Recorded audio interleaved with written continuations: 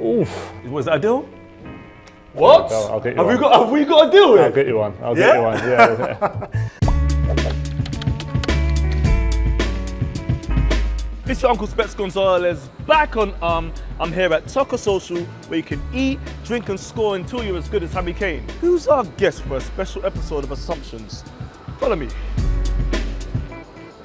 It's Harry Kane, it's Assumptions. Let's get into it. How you doing? You ready? Yeah, I'm ready. You good, yeah? Let's do it. All right, watch this. You'll fine-tune your skills at TOCA Social. I'll come here a little bit and obviously have a good time with the friends, but obviously the fine-tuning comes on the pitch with the teammates, Tottenham and England, and that's where the magic happens. Because I've been telling a lot of the kids that they need to come in and practice if they want to finish like Harry Kane. No, it's a great place to come and do it. I think especially in the winter time as well, when the weather's not great, come here with your friends or a coach, do some one-on-one training, any situation, go and practice your finishing, it will help. You heard that? It's the best finish in the world. Every time I come here with my friends and I take a first touch, it always hits the sidewalls. Is there any tips just for that one? Yeah, for me, I say this a lot about finishing. I think the first touch is the most important thing. Okay. So just making sure that, because your touch sets up the finish, you know, it allows you to rather go right, left. I talk a lot to especially young children growing up about getting the first touch right. So you get that, the finish kind of takes care of itself, and that's what I try and do on the pitch. I've stored that. And you're ambassador, of course, so get me a job if you can, man. I'll try. You'd rather set up Son than score yourself? Absolutely not. Absolutely not. I enjoy setting up Son for sure, especially when we're winning games. But if I have the choice between a goal or assist, I'm choosing a goal all day. Talk to me about that chemistry, though. That chemistry it just looks like you know where he is and he knows where you are. Yeah, it's something we've just built up over time. You know, we've known each other for 7-8 years now, and obviously trained a lot together. Played a lot together, and I just think over the last few years especially, we just really understand each other's game. Obviously I've dropped a little bit deeper maybe, and he's making the runs in behind, and yeah, look, we've both got decent delivery, we've both got a decent finish, and yeah, I think you've really seen the fruits of that over the last few years especially. And how's your game evolved over the years? With different managers, obviously my roles adapted, and yeah, I've been someone, when I was a youth team player, I played more in midfield, and then obviously I went striker as I got into the first team, and so I felt like I've always had both them roles in my locker, and yeah, I think different games just determine different things, and there's times as a striker maybe you don't get the ball as much as you want, so I like to be involved as much as possible, which then makes me drop deep and maybe get on the ball and then maybe set up and get some assists. But yeah, going back to the goals or assists, goals all day long. Goals all day long. So I need to use that for my game, because my football career was I only got in the B team. It's better than the C team. You will break the England goal record this winter. Hopefully. That'll be a nice place to do it in the World Cup, and obviously if I'm scoring goals there, it means the team's doing well as well. So my main concentration is just on trying to win the World Cup, and but if I'm scoring goals and break the record whilst I'm there, then that would be incredible as well. I got a feeling if England win the World Cup, I think I'll actually get my job at TOCA Social. Yeah, I think you will. Was that a deal? What? I'll get you one. Have we got a deal here? I'll get you one. I'll get you one. Yeah. What's your favourite World Cup goal in general? Could be yours, could be... Oh, good question. Anyone else? I'd probably say mine. I think my second goal against Tunisia, first group game of the 2018 World Cup. Obviously it was 1-1, and we know how important it is to start tournaments well. Scoring that header at the back post in the 90 odd minute and winning the game, I felt like it really set us up well for the tournament. Obviously the fans went crazy. Yeah, so that's one of my favourite ever moments in a football shirt. I think I threw orange juice in the air. Yeah, I can imagine a few drinks going flying for sure. My favourite goal of yours is your third goal against Panama. It came off the little lucky one. Yeah, you got to own that. That was a flick. I'd love to say I meant it, but sometimes when you're as a striker, things just go your way, and that was definitely one of those. Amazing. Come on, England. Jermaine Defoe taught you the art of finishing. Yeah, I'd say that's kind of true. I'd say I watched JD a lot growing up and watching him train, watching him play. Amazing finisher. The way he shifted the ball and struck the ball he's one of the best finishers I've ever played with, and still to this day. So for sure, I think just subconsciously being with him and watching him, I picked up a lot of things, and I guess you can see some similarities in his finishing to mine as well in certain situations. So he's there coaching now at at the training ground, so I still see him, and he's just a great guy to be around as well. Is it true that he suggested the number 18 shirt?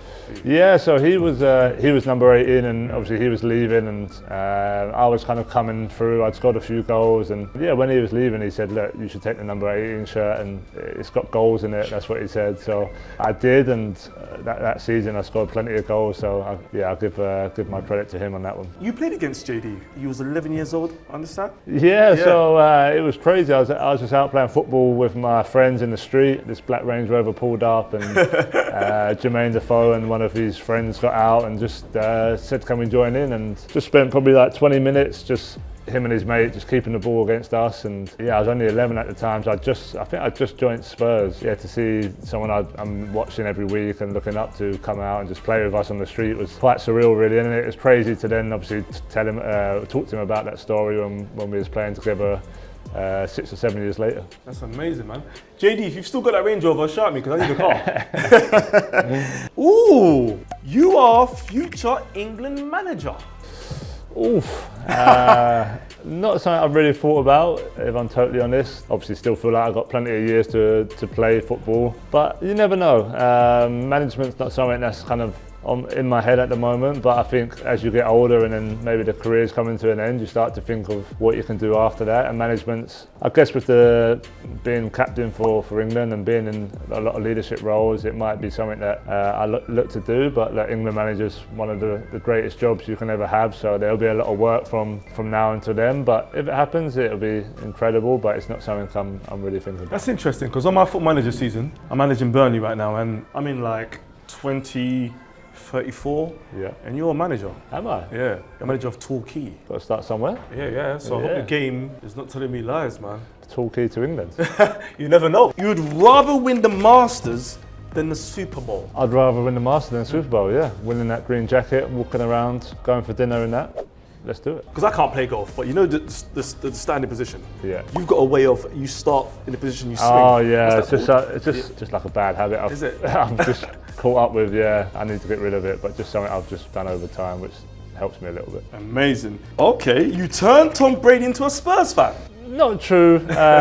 He enjoys watching me play, I think. He was at the Man United Tottenham game last year. I think he's more of a Man United fan, if I'm totally honest. Come on, Tom, change your team. There's no rules, man. We've got a good relationship and he enjoys watching me play. So not a Tottenham fan, maybe a Harry Kane fan, but that means he kind of wants Tottenham to win most of the time. England versus Germany is the best atmosphere you've played in.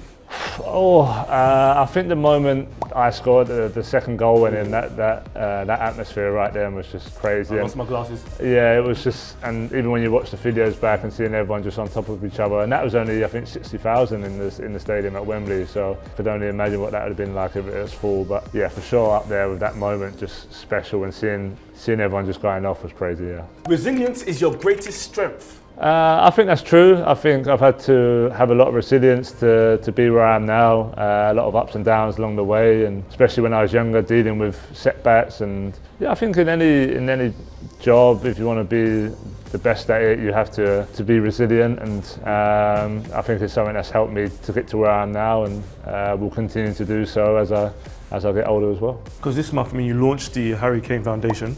Yeah. Which is, massive to a lot of young footballers coming through who have to deal with rejection. Talk to me about that. Yeah, no, really excited, obviously, to learn more about mental health, especially in the younger children. And I think sharing my story of what I went through, because not everyone knows the story of, I think sometimes people see someone like me just playing in week out and think they just got there just like that, like straight line to the top, whereas there was a lot of ups and downs along the way, a lot of times where it wasn't easy and I had to really dig deep and find resilience. Teaching and helping the young generation with that, I think it's difficult even more so now with social media and things like that, the pressures that come with situations. And yeah, so for me it's exciting to just learn more about it and hopefully try and help in any way possible. Amazing. Never give up. Never give up. And lastly, you've got Alan Shearer sweating. Maybe. I've scored plenty of Premier League goals. I'm hoping to score plenty more. And again, it's something that a lot of people talk about. And every time I seem to score in the Premier League, people are asking me about getting closer to Shearer's record. But there's still a fair way to go. There's still a few years for sure. But I can be playing for at least 6-7 more years if I stay fit and healthy. And if that's the case, I feel like I would be able to achieve that. But in football, anything can happen, and you have to not get too far ahead of yourself. I don't like to think too far in the future, so we'll see what happens, but I'm on the right path. Harry Kane, man, it was nice chatting to you, bro. And listen, if you've got any old boots, size, or any size, there's no rules. I'll wear Size them. 9? I'll wear size 9. Even though I'm size 7, I'll wear size 9. Let's do it. Yeah, always, bro. Harry Kane, people, there's no rules. Kane, it all comes down to this. No amount of blood, sweat or training can prepare you for something as monumental as this moment. Harry. Composed as ever. Harry, you can't take this long every round, mate. We'll be all night. All right, mate. Just push the button.